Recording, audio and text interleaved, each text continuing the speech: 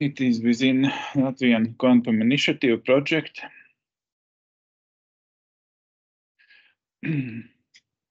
This year was a draw into Latvian army, and 300 men were drawn into army from 10,000. And selection was done by box connected to computer which generated random numbers. There is a nice overview paper about quantum number generators. It starts with historical generators based on radiation. There were lifetime measurements which produced a lot of clicks. And this was converted to random numbers.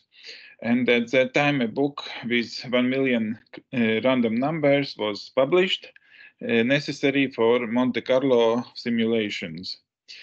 Most recent years, people work with optical quantum random number generators because they have higher click rates. And here you have on your screen Mach-Zehnder interferometer based random number generator. Diode laser light is sent into pass through a long delay line and directly. And this long delay line makes it effectively incoherent source. And interference is detected. Constructive interference is 1, destructive is 0. Here, no single photon detectors or sources are necessary, and setup can be made with classical optical fibers without using a chip. But chips are more popular. Our collaborators, Lorenzo Polesi, is working on chip development. Then another class is to use single photons and single photon detectors.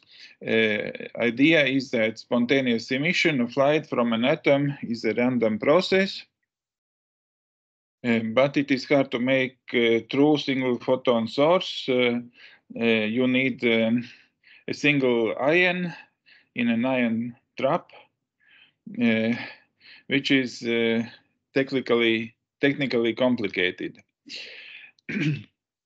So here is the practical implementation. LED, which shines very low light intensities, is sent through a 50-50 beam splitter to photo detectors, single photon detectors, and cross correlator. This single photon detector, it is nowadays silicium photomultiplier, which contains many photodiodes, and it makes it easier to detect clicks. One can already buy commercial devices from Quantis, and they use 50-50 beam splitter and single photon detectors. How works single photon avalanche? Photodiodes, they are biased in reverse near breakdown voltage, and when breakdown occurs, one gets about 100 electrons instead of 1, and this makes pulse strong enough to suppress thermal noise to some degree.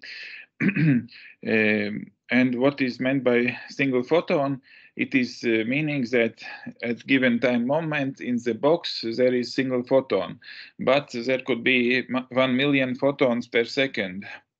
And on the right you see silicon photomultiplier, which is basically many avalanche photodiodes, and such silicon photomultipliers are now used in gamma detectors for gamma radiation with scintillation crystal, and they allow to make gamma spectroscopy. now I will switch to radiation. That radioactive decay is truly random event. No one can predict when nucleus will decay. Alpha particle decays from nucleus no, more often than protons because the total energy to emit alpha particle is less than to emit fourth particles. And random distribution is called Poisson distribution, and it's similar to normal distribution, which is shifted to the left side. And if one generates random numbers, one should check that they fit very well with Poisson distribution. First, random generators using Geiger counter and radioactive source were available in 50s, and then in 90s and 2000s they were made available on web server random number sequences.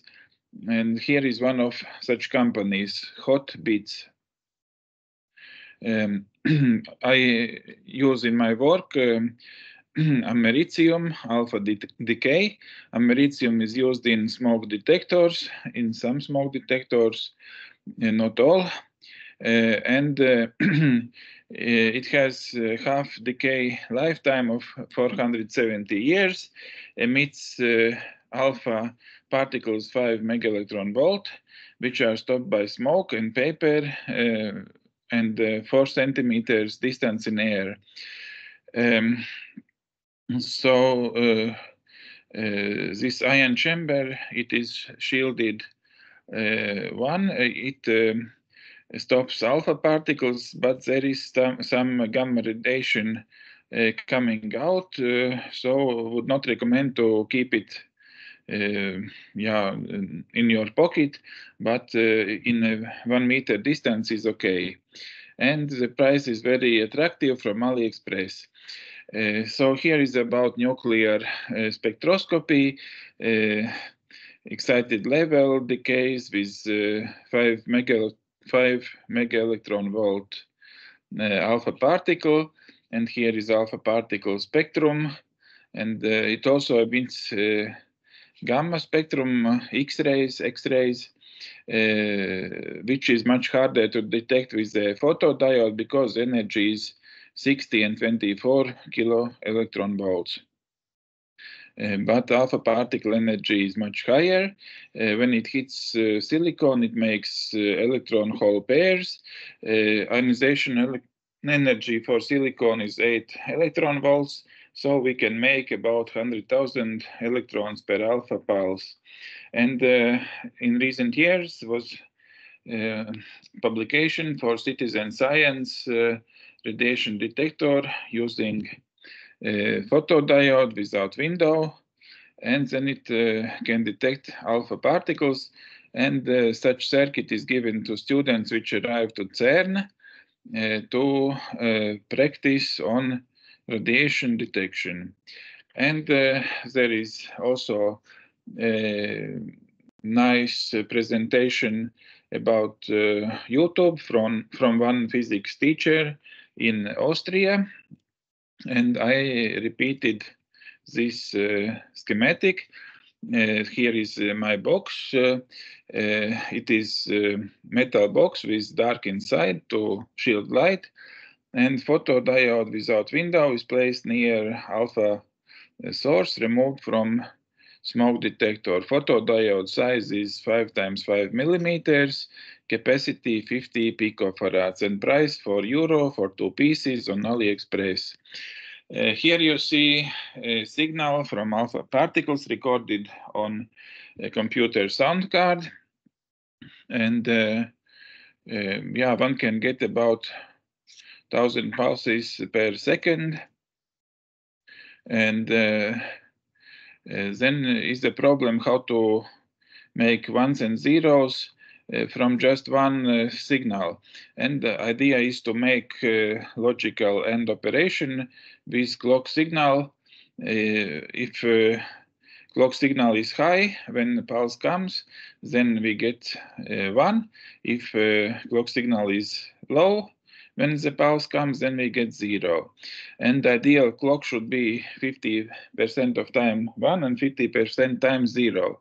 But in reality, it is not so. And usually so-called von Neumann debiasing algorithm is used to make equal number of zeros and ones. But for that, one discards 3/4 of the data. And for 256-bit generation, need to generate approximately 4,000 random bits, as one need to check if the large number generated is a prime number for cryptography.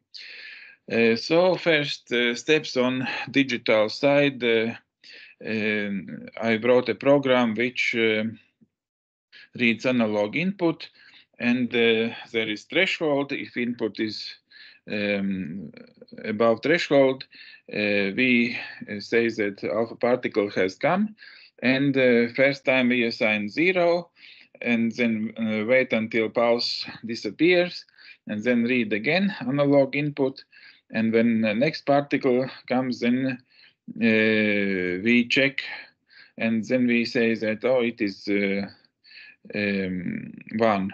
And here is a random number sequence sent from Arduino to PC, and one need to check how good it is a random number. And encryption with random numbers is based on large prime numbers. If we have 255-bit encryption, we have decimal number with 76 digits, which is a huge number, and takes time on computer to break, which is not realistic with home computers. And here I studied some electronic random number generators, which use a transistor biased at high voltage that it breaks down.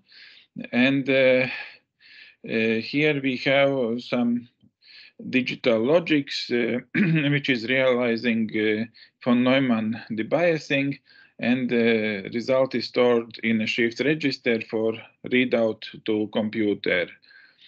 Here is the algorithm. So we have noisy data, and then we set threshold, and then we logically add with clock signal and generate ones and zeros. Some words about von Neumann debiasing operation. One can have not equal number of ones and zeros, for example, only 10% ones and 90% zeros. And the idea is that one discards data which are zeros pair or ones pair, and only takes data which are 0, 1 and 1, 0. And one multiplies probabilities, and these probabilities are then equal for ones and zeros. And here is another paper using so-called memory stores as entropy sources.